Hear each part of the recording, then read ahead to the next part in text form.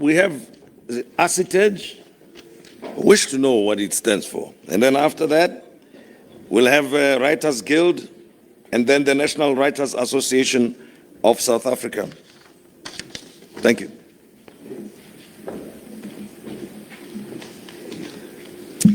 Thank you so much, everybody. I would like to say that it's been an extraordinary day. I think I have learned a lot. I know a lot of my colleagues have learned a lot. And it's really kind of given me the understanding of how vast the sector is, which I think a lot of us sitting here today didn't actually realize. I would also like to thank Mr. Gayton McKenzie, particularly for earlier your passion, your humor, your frankness. I think I speak for a lot of people in this room when I say that I would rather have the humor and the playfulness that we saw this morning rather than any pomp or ceremony. So thank you very much for that. And we will hold you to the promises you have made. So ASSITEJ is an international organization. ASSITEJ South Africa is the South African wing. My name is Alison Green and I'm the current Education Manager at ASSITEJ. We support young people and children to have high quality performing arts experiences. Now, this is often an underlooked part of our sector, but it is vital. If we do not have young people going into the arts, we will not have a sector. So it is vital that we are supporting and making sure that our children and young people have access to quality performing arts. We do a number of things in the sector. We support, we advocate for education, we support and develop young artists, we engage education, and we advocate, as I've already said.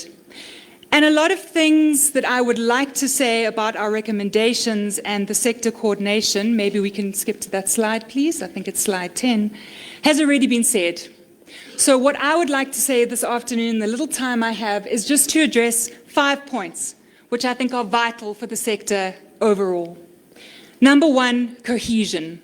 We already have, as we have seen, a number of regulating bodies, some of which who work very well together and represent their members, but I believe those happen in pockets. The theatre industry, for example, works on the whole well together, and what we need to ensure cohesion and unity going further is more of that. But we need to make sure that that is from the grassroots up, and that it is one of unity and not one of exclusion. The second thing that I want to address is that we have a number of papers and policies already in existence which can support this. So, for example, Tada mentioned the theatre and dance policy, which I believe has been tabled, but needs to be accepted and implemented. The white paper, although now a little out of date, it would need to be updated, I believe has also been tabled, but now also needs to be implemented. And then I would also like to speak to the Charter of the Rights of Artists. And then secondly, and I feel it's very important to engage this, perhaps the moment is tomorrow in our discussions, is around the South African Cultural Observatory review and evaluation of the Mzansi Golden Economy. And I think that in that paper, in that research, is where we see the disconnect from DSAC with particularly grassroots organizations. And this brings me to my third point, that we need accountability. We need transparency, and we need artists and organizations who have been funded to be more rigorous in their monitoring and evaluation, and also to hold those artists accountable to show how their money has been spent. And again, I know this happens in certain organizations, but we need to cohese that and make sure that we have visibility of where that money is going and how it is spent. And then my last point is that young people need, I was going to use the word trajectory, but it's more than that. Young people need a vision. They need the support in knowing what their next step is in the industry. If I'm a young person who is enthusiastic about the arts at school, what is my next step? If I can't study, if I don't have access to tertiary education, where do I go?